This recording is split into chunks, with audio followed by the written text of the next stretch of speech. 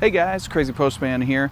Well, you're looking at my 2023 Ioniq 5 SEL, and I call it in Stormtrooper white because it's white exterior, white interior with tinted windows. I really like this car. I actually do. And I come with sad news because this is going to be the last time you're probably going to see it. At the end of the week, I will no longer be the owner of this car, and I just wanted to make a video of the things that I like and the things that I don't like about this car. And spoiler alert, I really liked this car. I'm not trading it in because I don't like it by any means. And at the end of this video, I'll let you know what's going to be replacing it in my driveway.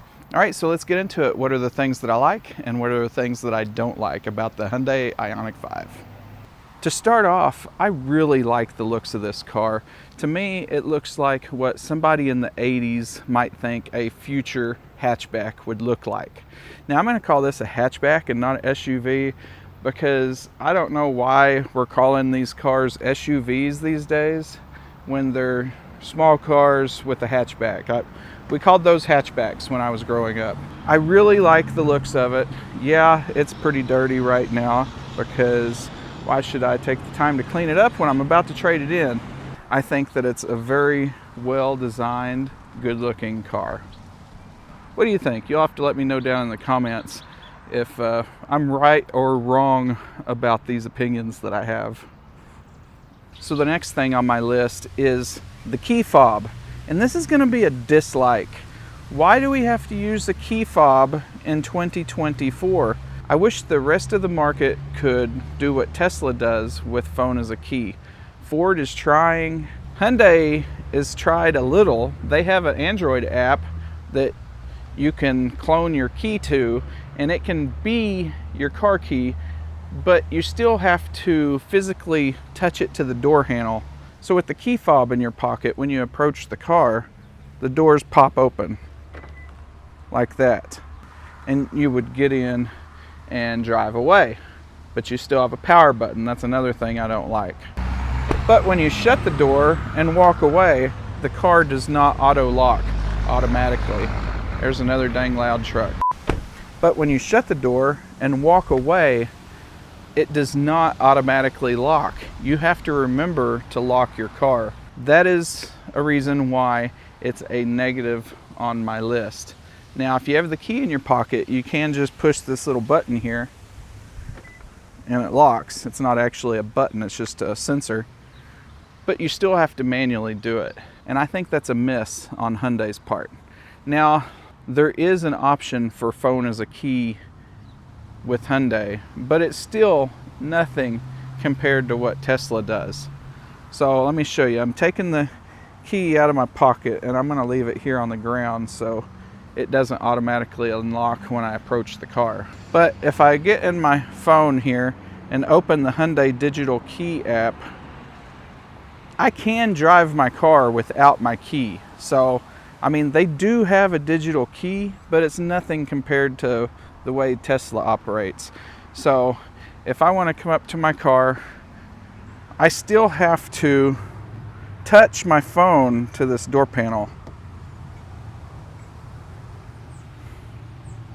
And the sensor is pretty sensitive. There you go. So I can get in my car. I unlocked it with the digital key. And now, even though I have the digital key sitting here, I still can't start the car. Press the power button with the key. So I have to physically set my phone. Now this doesn't have to be open. I have to physically set my phone down here in the charging pad and then hit the start button. And then sometimes it doesn't work. Sometimes you have to pull it back slightly like that to make everything line up. So now I hit the start button and it starts. So yes, there is a digital key, but it is super clunky. You have to be connected on Bluetooth and your phone has to physically touch the NFC sensors. There's an NFC pad down here, and then there's the other NFC pad in the door. So that is the situation with the Hyundai digital key. Also, while you're connected on Bluetooth, there is some other options like remote start, panic, unlock, lock. So you can do a lot. Sometimes it's quicker to use the Bluetooth options than it is to try to find the right spot in this little pad down here to set your phone.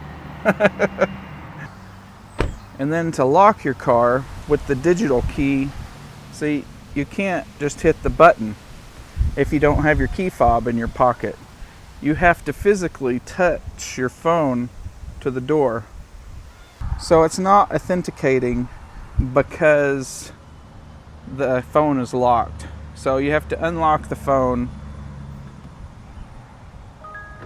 and then it locks the car. That's right, I forgot to unlock the phone. So the phone does have to be unlocked to be able to use the car key, which that's not a bad thing. That was probably a good thing. Somebody can't just steal your phone and they would have instant access to your car. But you still see, my NFC reader for my phone is dead center, it seems, because I can't just touch it like this. I can't touch it on the side. I can't touch it on the back here. I have to physically palm it there, and then it unlocks. So that's the Hyundai digital key, and that's why I think it's a little bit inferior to what Tesla does. I'm glad they have it, but it needs some polishing for sure. I can smell the jet fuel. There's about to be a helicopter lifting off. So, you know, every time I'm trying to film something, there's a loud cattle truck or a helicopter or somebody honking. Or another thing I don't like is when there's a lot of people around. I don't like talking to myself in a camera while there's an audience. It's kind of weird. While we're waiting on this helicopter to get out of here, I don't know what it's doing, just sitting over there hovering or what. I can go ahead and list the regular Hyundai app as a negative for the car. I mean, it does work, but it's just not polished. It's kind of clunky and it's slow. It takes 30 seconds to a minute sometimes for it to go through. Right as the helicopter was leaving, the phone rings. So for the next few likes and dislikes, we're gonna have to go in the car. So for the next one, I'm gonna say it's not a positive or a negative, because I knew this coming into the car that it didn't get that great efficiency, because I mean, it's kind of shaped like a boot. This is my lifetime efficiency here on the car. So I've driven 1,853 miles. You can see that has never been reset. That's what the mileage is on the car, 1853. And it is 2.7 miles per kilowatt hour. So the efficiency of the Ioniq 5 is certainly not class leading. So one of the things I absolutely love about this car is the way they do Regen braking. So you can see I am in level 3, and there is a paddle shifter here and a paddle shifter here. So this one over here changes that number to the downside. You see 2, 1, 0. And at 0, you're coasting. There is absolutely no off accelerator regen on 0. So if you ever want to coast, level 0 is what you're looking for. So normally the way I like to leave it is in level 3. And when you hold this pedal down, it will actually give you max regen that the car can do until you come to a complete stop. And if you come to a complete stop while you're holding this pedal down, it will hold the car. It'll say stop on the screen and it will hold the car there. Kind of like one pedal driving without actually being in that setting. So it does have a one pedal driving mode that's called iPedal. But I personally don't use that very often, because if you put it in iPedal, this car does not remember it's in iPedal after you shut it off. And that's going to be one of the things that I definitely don't like about this car, because I would prefer it to stay in iPedal all the time and just be continuously one pedal driving. But that's not the case. Whenever you turn off the car and you go to turn the car back on to go somewhere else, it's no longer going to be in iPedal mode. It's going to be in level 3. And that's unfortunate. See, it remembers your auto hold setting. If you push the auto hold button, which is over here, it remembers that setting, but it does not remember iPedal. And that's very unfortunate, and it's caused me to just leave it in level 3 and then use the paddle to come to a complete stop. But I've gotten very used to that, and like I said earlier, I've gotten to where I prefer to do it that way. One of the things that I would probably consider negative is this UI. I mean, it's not horrible. It's really not. But the maps are just something left to be desired. The maps are just really horrible. It's kind of like something out of 2003 MapQuest. They just look really low quality and just not something that I want to use. It's just, you zoom into somewhere, you have to zoom way in before it shows you any street level detail. You finally get zoomed in, you do get to see the streets, but not very many of them have names on them. You have to zoom way in before you start getting street level detail. Like I said, I'm just not a fan of the way it looks. Is it functional? Yes, but I've almost always used Android Auto in this car. And that comes to one of my next favorite things about this car, is that it has Android Auto available. So if you take your USB Type A cable and plug it in down here in the floor, and plug the other end of that into your Android or Apple phone, you now get a much better experience. So this particular example here is Waze. But look, I can be zoomed out pretty far, and you still have a lot of detail here. You get a lot of street names. And you can zoom in even more, and you get even more detail. But it's regular Android Auto, so you can come in here and find your Google Maps, and then you got your regular Google Maps experience here.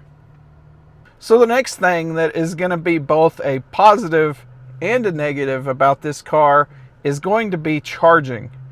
Now, DC charging this car at a fast charger is an extreme positive. Even the newest Model 3 Performance, it goes from 10 to 80% in 30 minutes. This beast right here will do 10 to 80% in 18 minutes. It's ramping up. Let's see what we got here. Man, we're going for the limit here. We're over 200 kilowatts. There we are. We're maxed out. Not sure where the taper point is. I'm up to 45% and I'm still pulling full power. Full power seems to be around 305 amps. I'm up to 307 now. But man, I am ripping. I've been here 4 minutes and 33 seconds and I've got 16 kilowatt hours added already. That is massive power. So we hit our first taper point at about 55%. Dropped down to 250 amps, but we are still ripping. Been here 7 minutes and got 25.3 kilowatt hours already. What do you think of that, Duck? That is some crazy power. We just fell off another little ledge. It just dropped to 215 amps, but that is still crazy power.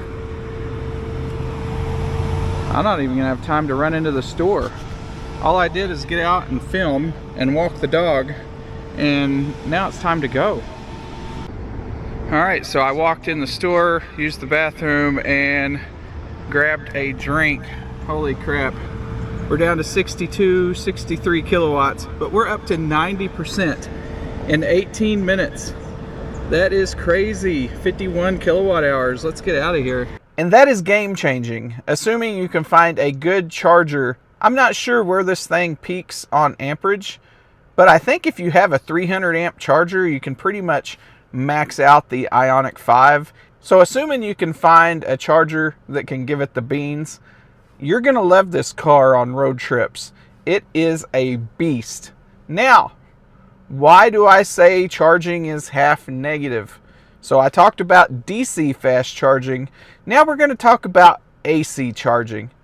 I have had absolute fits with this car trying to get it to charge at 48 amps on AC. Now you can't say it's probably just your car, or it's a very limited problem, or you installed your EVSE wrong, or you're just doing something wrong. No, this is a very well-known problem affecting many cars from the beginning. Even brand new 2024 models are having the same problem. It affects the Kias, the Hyundais, Ioniq 5, Ioniq 6. It affects all the EGMP cars. Now, they don't seem to run into this problem as much in Europe, where they use three-phased power, but something about using single-phase 48 amps overheats the charge port. Something's designed wrong, something fails. I don't know what the problem is. People have gotten their charge ports replaced and they still overheat. There's another YouTuber that took apart the back end of his car and physically measured temperatures with a thermistor, trying to figure this out. And when he put it back together, I don't think it overheats anymore.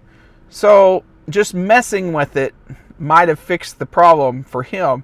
So there's just some kind of design flaw with the CCS plug in the Ioniq 5s. Hopefully it won't be a problem for much longer when they get the NACS port coming on the new vehicles. Hopefully this problem will go away. For most people, it probably won't be a big deal, but for me, it really was, because up until recently, within the last few weeks, I was solely dependent on my level 2 charging. And a few times in the last year and a half that I've had this car, I've been stuck at home waiting longer to be able to leave because of this issue. Had I been able to charge at 48 amps, I could have left 30 minutes or 45 minutes faster. Not a huge difference, but when you're stuck charging at 24 amps, it really sucks. And sometimes that's as far as I could go, is 24 amps. If I put it to 30 or 32 amps, it would overheat and shut off again. So unfortunately, that problem was just one of the things that really soured me to this car. And otherwise, this is a great car. The build quality is superb. It's tight. It does all the proper car things. I don't feel like anything's going to fall apart. I haven't had to call the service center 12 times like I did with my last Tesla. You know, things were just built well the first time and it wasn't a problem. It's held together really good. I did vacuum the floor mats, but I haven't cleaned the seats or anything. And I had the dog in the back. Duck rides with me almost everywhere I go, and the back looks really good back there. Now, looking through the camera, I can see another thing that I like about this car. I like the ambient lights. They look really good at night, but even here in the daytime, I mean, you can see them glowing. The speaker rings glow. There's lights in the doors. You see back there. I really like the ambient light in this car. It's not a big deal, but it just adds a nice touch. So another thing that I'm going to miss about this car is the lane centering. So you can hit this button and that little circle appears there on the top of the screen. This is another thing you have to activate every time you start the car. But when you get in and start the car, you can go ahead and hit this little lane centering button, and you see that little steering wheel pops up on the top of the screen. Now, anytime there is lane markings, it will automatically start steering for me. I don't have to like turn autopilot on and off every time I want it to do it. It's just always on, and it will pause. If I turn on the blinker to change lanes or something, it will pause and allow me to change lanes, and it just seamlessly takes back over whenever I'm centered in the next lane. And it's just always on for my whole drive. It's just kind of like a co-pilot there in the background. I mean, you're still driving your car, but it's there in the background doing its thing. Every once in a while, you'll feel it tug against the steering wheel, and then you'll realize, oh crap, I was a little close to that center line. So that's just another thing that I like about this, how it kind of just stays on all the time whenever you hit that button. There has to be 2 lane markings in the road. So it will not activate if there's not lanes in the road. So autopilot beats it there, because with the Tesla, as long as there's a center marking, you can usually always activate autopilot. And now with the FSD supervised, you can activate the thing just in the middle of a parking lot without lines or anything, and it'll figure it out. So definitely Tesla has it beat on the like FSD side, but on just the basic autopilot, I really like how this operates on lane centering. So to summarize here, if I had to give this car a score, I would give it probably a 90 out of a 100. I've enjoyed owning it, and I'm likely gonna miss it when it's gone, because I certainly like that it's a little bit bigger, because, you know, I'm a little bit bigger of a guy. It's definitely gonna be a more cramped experience in my next car. So that brings up the major thing. What is my next car going to be? Well, I got a 2024 Tesla Model 3 Performance. The price actually increased $1,000, and I picked it up after the increase, so you're welcome, Elon. But I did get the only color that you could get and still get the federal tax credit. Gray is not my preferred color. There's 3 other colors I would have rather had besides gray, but I just couldn't justify spending. So the red, what is it, a $2,000 or $3,000 option? So you're looking $9,000, $10,000 extra just to get the red one. No, I'm fine with gray. Maybe I'll wrap it or something, but probably not. So I got the gray, the dark gray, whatever the name of the color is, and a white interior, because I've just become a fan of white interiors. I've never had one before this car, and it held up so good. If they're not stained or anything, I'm like, I'm gonna get a white interior again. So earlier this week, I just got on the Tesla website and bought a Model 3 Performance. Now, here comes sirens. Again, there's always some kind of noise going on in the background. I did buy it, I think May 30th or 31st, but it said it would be delivered in June, so I shouldn't have to wait too long. Now, I'm selling this car on Friday to Carvana, and they're gonna just come and pick it up on Friday. And obviously,